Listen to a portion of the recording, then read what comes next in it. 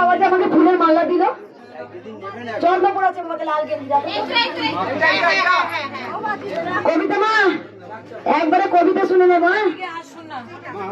জয় কৃষ্ণকালী মায়ের জয়।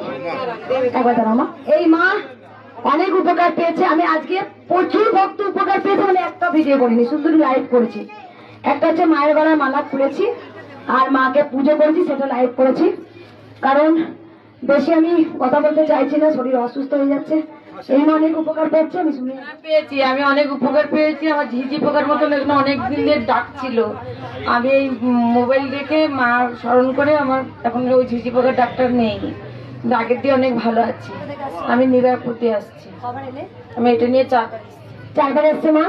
অনেক যেটা বলতে চাইছেন মা, মাইক নিয়েছি কেন না সবাই শুনতে পাবেন, ভালো লাগবে। অনেক উপকার হয়েছে মায়ের। ব্রেস্টে মানে চিচি করে তো কেমন অস্বস্তিকর যন্ত্রণা হতো, সেটা ভালো হয়ে গেছে। হ্যাঁ, আমি অনেক ভালো আছি। আমি হাঁটতে পারতাম না ঠিক মতো, শরীরটা টলতো, এখনো অনেকটাই ভালো আছি। আমি চন্দননগর, এটা নিয়ে 3 বার এলাম। তারপর আমার যে কি রোগ মা নিজেকে দেখে এসেছে।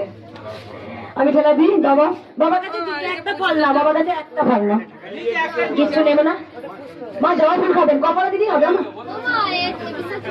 দিয়েছি। 2বার নেবে না কিন্তু কেউ 2বার ত্রিশূল নেবেন না। আর বারবার বলবো যে হ্যাঁ দি বাবা, কেউ 2বার ত্রিশূল নেবেন না।